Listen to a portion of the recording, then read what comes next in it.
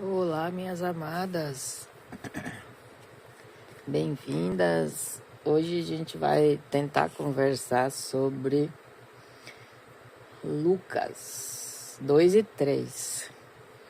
Espero que vocês consigam me ouvir. Eu tô sem voz quase e não tenho como desligar o ventilador. Aqui em Brasília o negócio tá feio, eu vou contar pra vocês. Mas vamos tentar, combinado? Que Deus abençoe as nossas intenções e que possamos estudar a palavra dele com muito amor. Bora começar?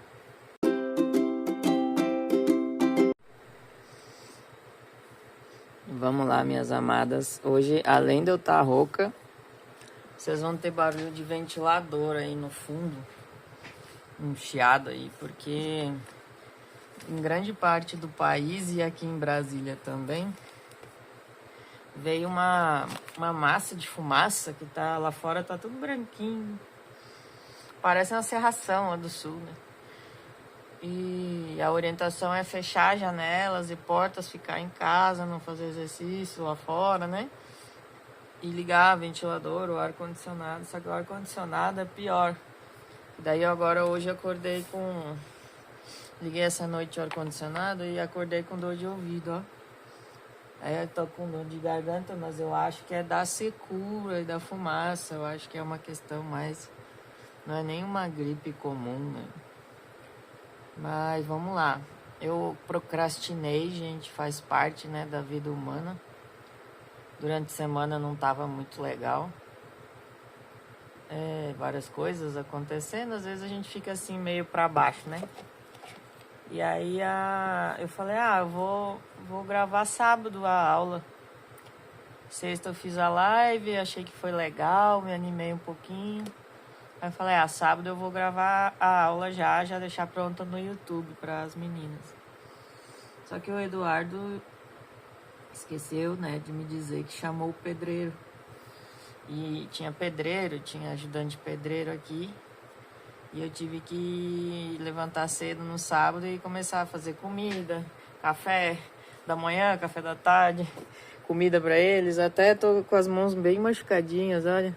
Cortei aqui, fiz bolha aqui, né? Tô cheia de cortes, porque o que acontece? Se eu soubesse que a menina, que ia vir o pessoal aqui, eu ia pedir pra menina que trabalha de segunda a sexta trocar um dia comigo, que ela pode, ela mora aqui do lado, né? E ia trocar com ela, ela vinha no sábado fazer a comida e lavar as louças, as coisas depois, né? Só que o Eduardo não me avisou, eu até fiquei um pouco chateada com isso, porque o esforço que eu fiz de trabalho foi muito grande. E aí, o que aconteceu? Não foi só cozinhar, servir, ficar oferecendo água, né? Ficar atendendo. Aí depois eu tive uma visita à tarde de umas queridas vizinhas aqui do lado, que acabou virando um jantar aqui em casa à noite. E aí eu fiquei o dia inteiro em função, fazendo coisa, né? E com dor nos dedos das mãos. Eu tô sentindo eles gordos, sabe? Me dói.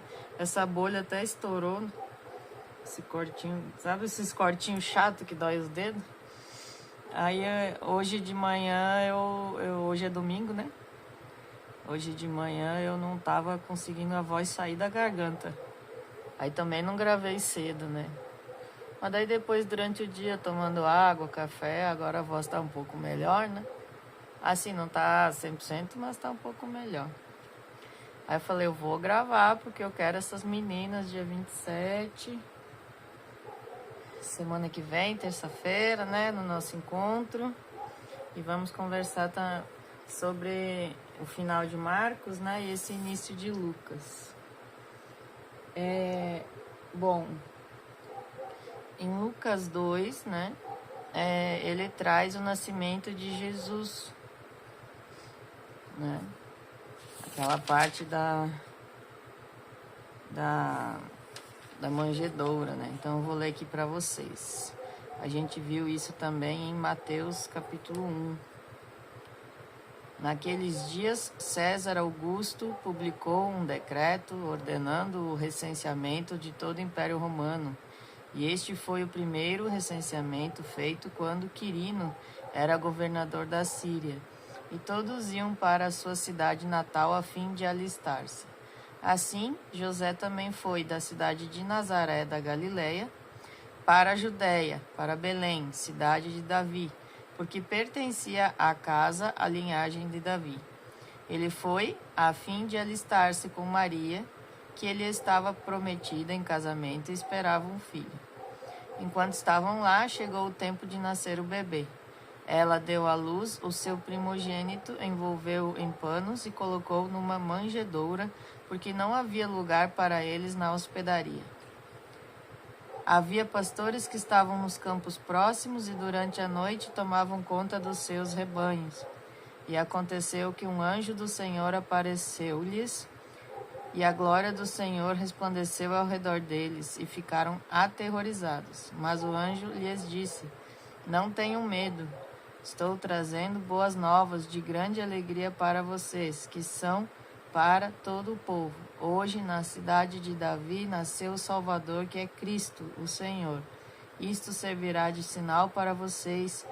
Encontrarão um bebê envolto em panos e deitado numa manjedoura. De repente, uma grande multidão do exército celestial apareceu com o anjo, louvando a Deus e dizendo: Glória a Deus nas alturas e paz na terra aos homens, aos quais ele concede o seu favor.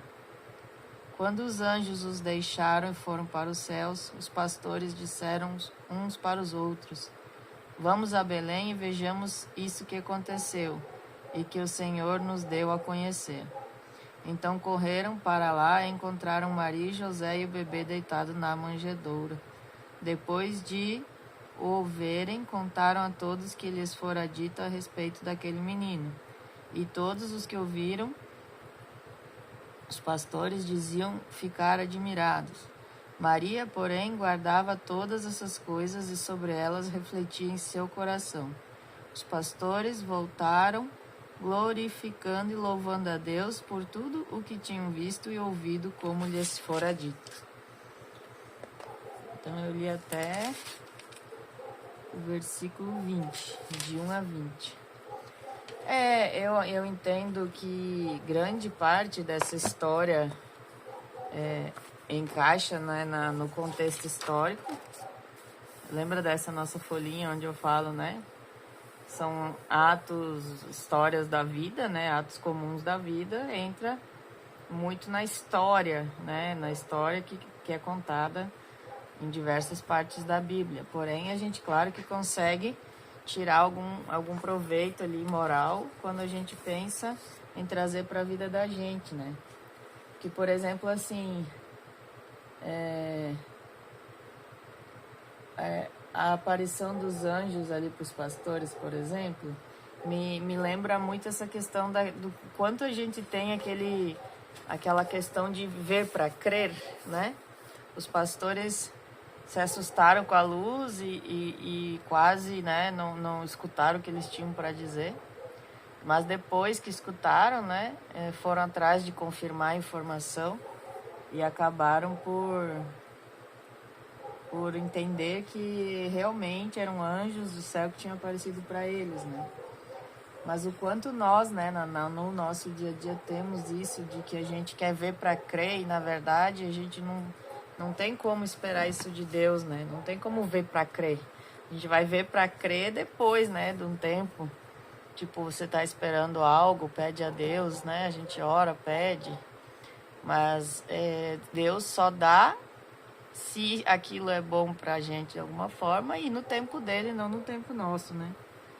E muitas vezes a gente ainda tenta regatear ali, tenta barganhar com Deus. Ah, me mostra um caminho, me mostra aqui se é certo, se é errado, o que eu tenho que fazer. Tipo, querendo que ele dê um sinal, né? E não é assim, né? A gente tem que crer sem ver, né? Mas continuando. Deixa eu só ver se tá gravando. Tá, tomara que vocês estejam ouvindo. Jesus é apresentado no templo, completando-se os 8 dias para a circuncisão do menino. foi-lhe posto o nome de Jesus, o qual lhe tinha sido dado pelo anjo antes de ele nascer.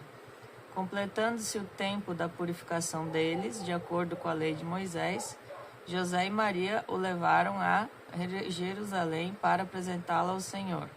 Como está escrito na lei do Senhor, todo primogênito do sexo masculino será consagrado ao Senhor. E para oferecer um sacrifício de acordo com o que diz a lei do Senhor, 2 rolinhas ou 2 pombinhos. Havia em Jerusalém um homem chamado Simeão, que era justo e piedoso e que esperava a consolação de Israel.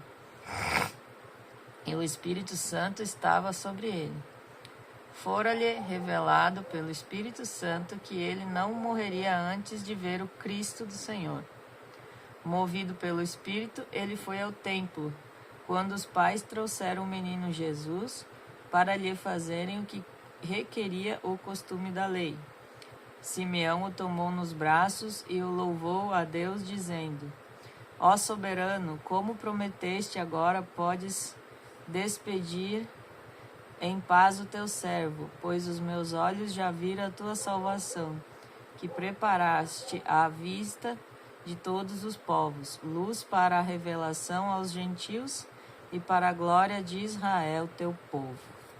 O pai e a mãe do menino estavam admirados com o que fora dito a respeito dele.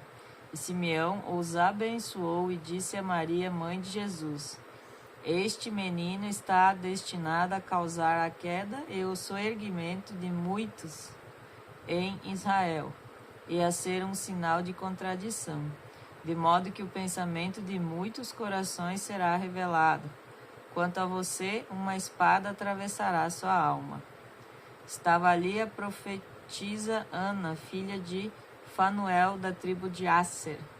Era muito idosa, tinha vivido com seu marido 7 anos depois de se casar e então permanecera viúva até a idade de 84 anos.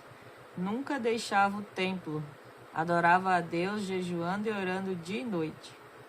Tendo chegado ali naquele exato momento, deu graças a Deus e falava a respeito do menino a todos os que esperavam a redenção de Jerusalém. Depois de terem feito tudo o que era exigido pela lei do Senhor, voltaram para sua própria cidade, Nazaré, na Galiléia. O menino crescia e se fortalecia, enchendo-se de sabedoria, e a graça de Deus estava sobre ele. Aqui nós temos pontos da história de Jesus que a gente não viu nos outros 2 evangelhos, né? Mas que nem eu continuo dizendo, ainda, na minha opinião, né, é um contexto histórico, né? Contando ali que ele foi louvado, que ele foi no templo ser apresentado. Eu vejo que até essa apresentação de Jesus, né, no templo, seguindo a lei de Moisés, eram os rituais que as igrejas tinham, né, naquela época, e que os pais quiseram manter, né? Que nem eu sempre falo em todos os lugares sobre rituais das nossas instituições religiosas, né? O que eu digo é que esses rituais não são obrigados a serem feitos porque eles não têm validade se a gente não age em conformidade com o Evangelho de Jesus. Se a gente não age, não adianta nada eu ser batizado. Se a gente não age no bem, não adianta nada eu receber uma crisma, sei lá, alguma coisa assim. Então, nesse sentido que eu digo que não adianta eu ser batizado e virar as costas e falar mal do coleguinha, fazer fofoca, fazer coisas erradas, querer tomar vantagem sobre algo, roubar, trair, né? Por aí vai.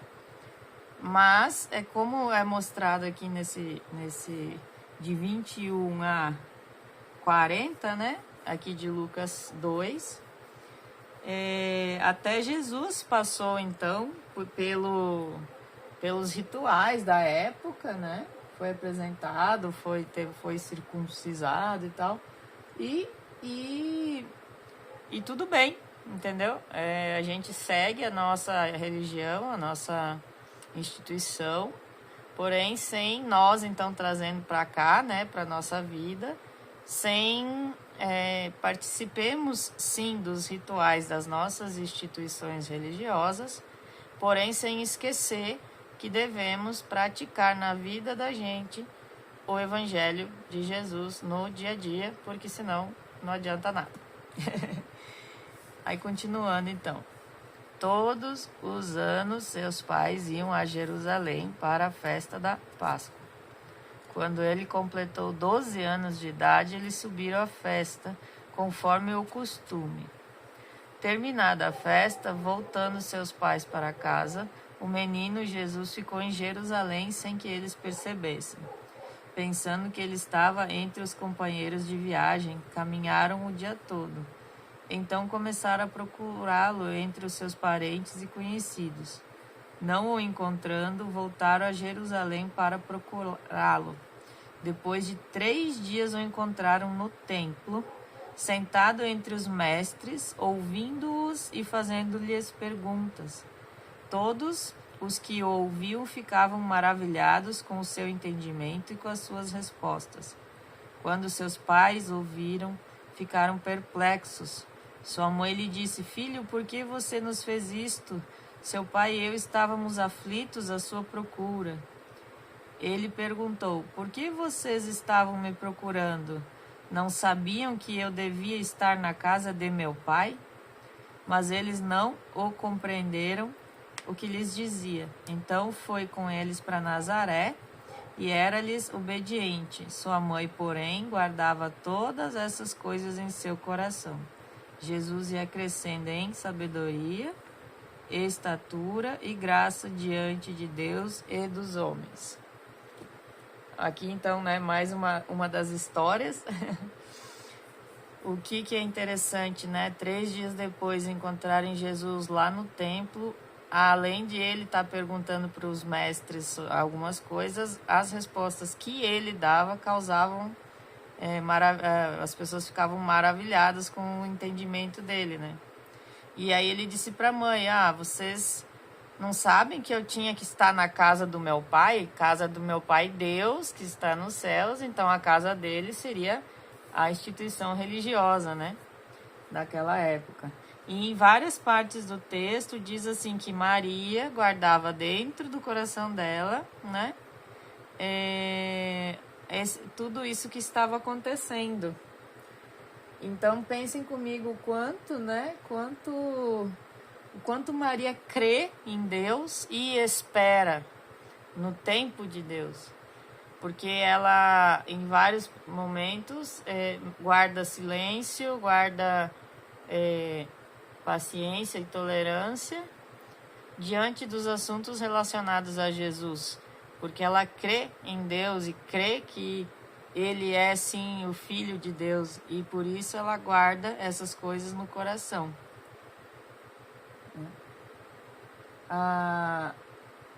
Outra coisa que talvez chame bastante atenção é Jesus dizer que está na casa do Pai, mas assim, eles não compreenderam o que ele dizia, né? Maria e José naquela hora não compreenderam o que ele dizia, mas nós hoje entendemos que era a casa de Deus, né? Que ele devia estar pregando para as pessoas, né? Estar, de alguma forma, passando o evangelho para o mundo, né?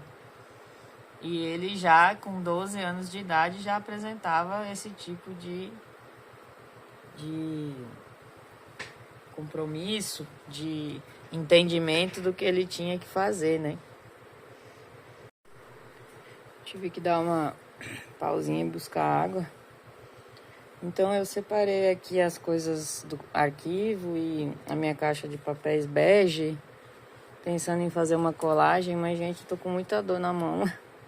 Sabe, os dedos doendo, os cortinhos machucados. Essa noite eu tava com elas latejando, eu peguei e foi gelo na mão pra ver se dava uma ajudinha, sabe? De tão ruim que ficou pra mim.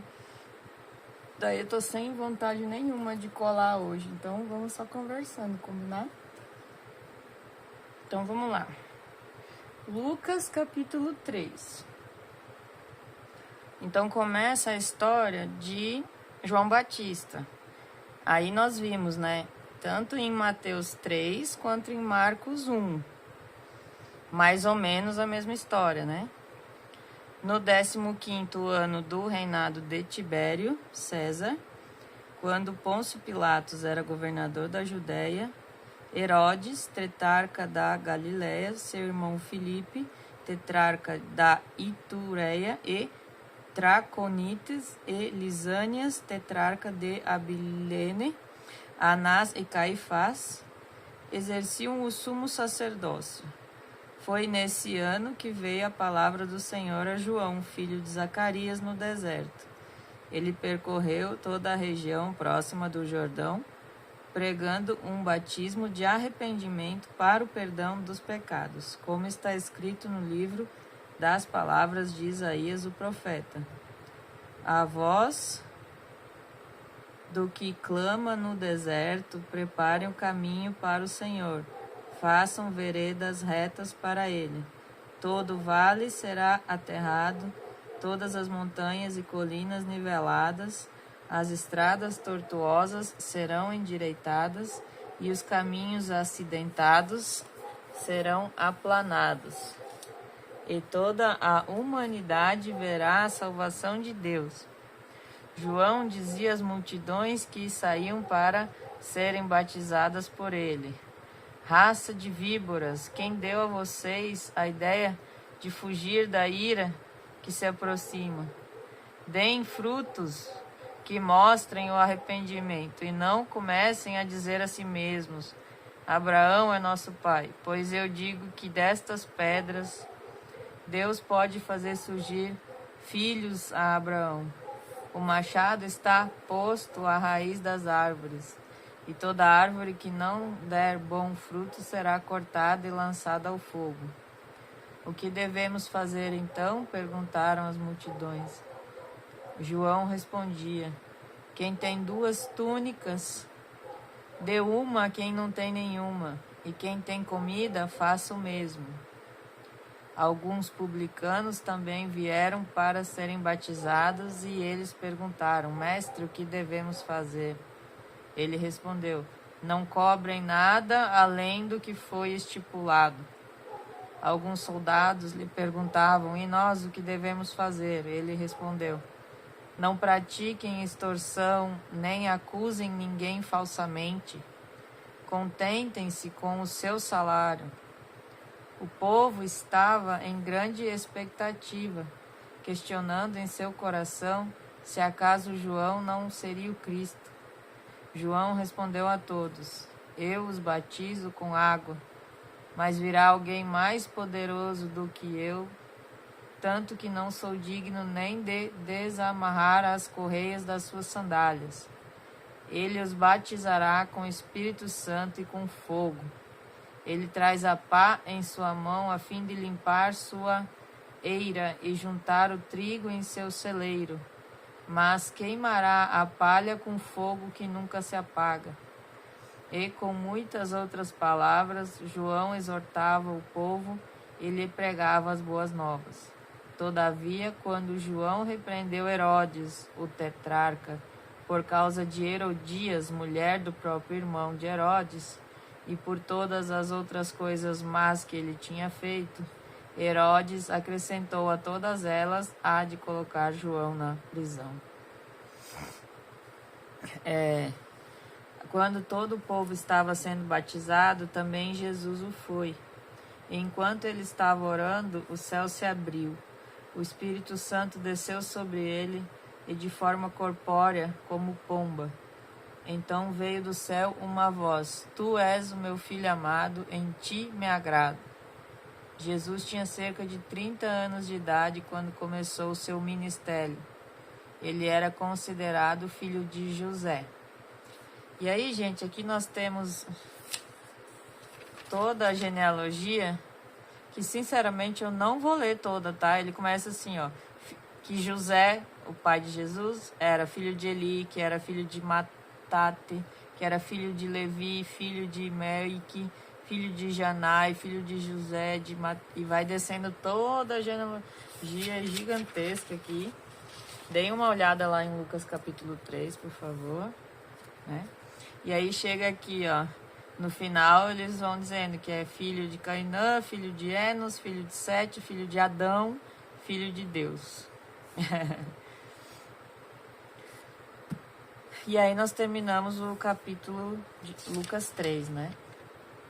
Eu não quero começar o 4, não. O que eu quero conversar sobre João Batista, que apesar da gente ter lido um pouco dele em Mateus 3 e em Marcos 1, a gente não leu isso que está dizendo aqui, quando ele fala, ó, tenham caridade, né? Se tu tem 2 túnicas, dá uma para quem não tem. Se tu tem comida sobrando, dá para quem não tem. Tá dizendo aqui para os que cobram impostos, né? Não cobre além do estipulado, não, né? Contente-se com o teu salário, faça a tua parte corretamente, não cobre além, né? Não tome vantagem em cima das pessoas, não extorquir as pessoas, não acusar falsamente as pessoas, né? Dizia para os soldados, né? Não acusem ninguém falsamente, né? Ou seja, não mintam, não inventem histórias, né? Então, assim,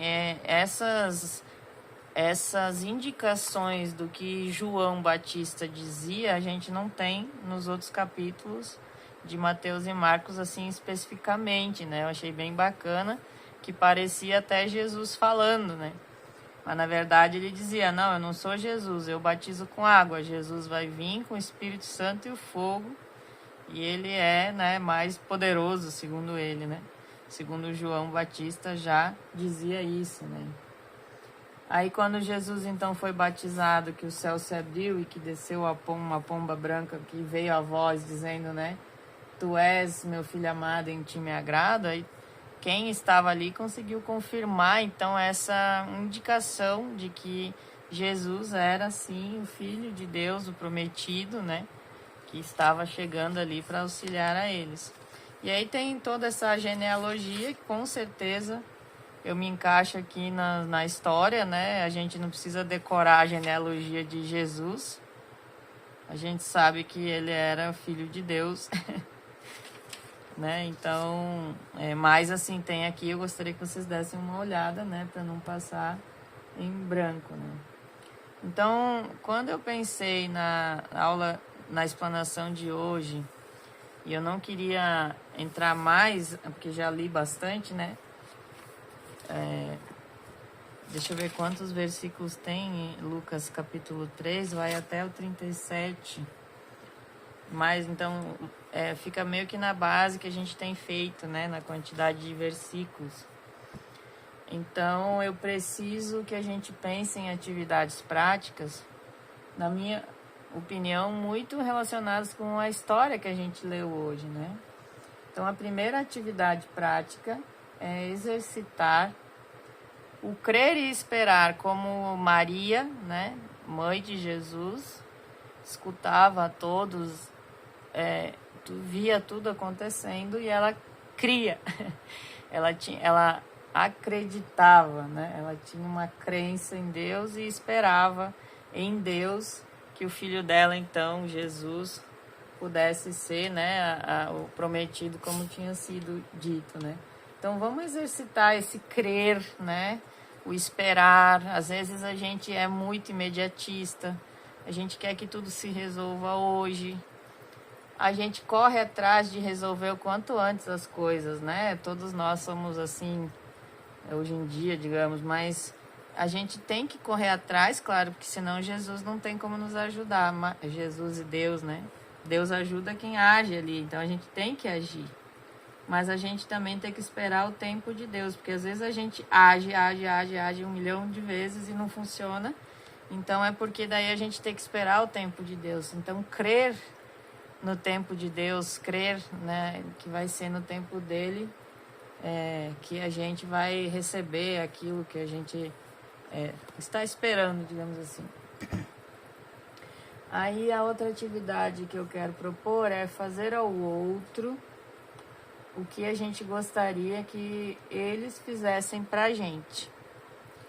Lembrar disso, isso é uma coisa, é uma atividade que devia ser feita todo santo dia. Na verdade, tudo que a gente fala na prática, a gente devia fazer sempre. E a melhor régua que tem para saber o que fazer pelo outro é fazer o que gostaria que fosse feito para você. Então, você não ia gostar de ser enganado, de mentirem para ti, de te traírem, né, de tirarem vantagem em cima das suas costas, do seu trabalho, né? Então, vamos fazer ao outro o que a gente acha que seria legal que fizessem para nós também. Usar isso como uma régua mesmo para praticar a palavra, toda a palavra de Jesus, né? Essa é a melhor régua que a gente tem para praticar. Eu puxei essa atividade meio que dali da fala de João Batista, né? Quando ele diz que não é para extorquir, que não é para cobrar além do estipulado, que é para as pessoas se contentarem com o salário que elas têm, fazer o correto, entendeu? Não, a gente tem que pensar assim, a gente não gostaria de ser extorquido, a gente não gostaria que tirassem vantagem nas nossas costas, né? Então vamos fazer também ao outro, mas aí nas oportunidades que surgirem na vida de cada um de nós essa semana. E, se possível, é uma atividade que ela não pode sair da mente, que essa é a melhor régua para saber o que fazer na vida da gente. Às vezes a gente tem dúvida, ai meu Deus, não sei o que eu faço. Não, peraí, o que eu gostaria que fizessem se fosse eu nesse caso, né?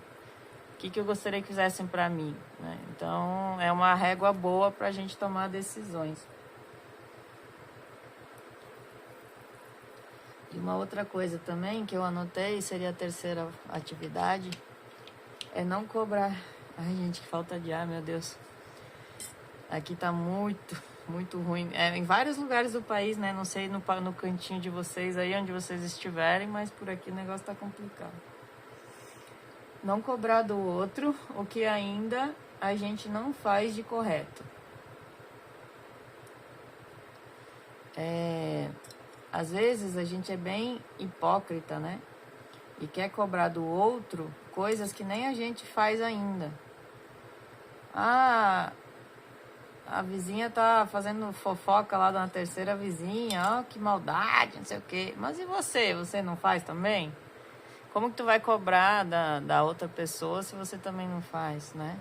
Ah, eu quero que meu marido tenha mais paciência comigo. Mas você tem paciência com ele? Ou você não faz? Você tem paciência na prática? Então, tudo assim, né? A gente tem que não cobrar da outra pessoa o que nem a gente ainda faz direito, entendeu? Eu coloquei essa atividade também pensando ali nessa questão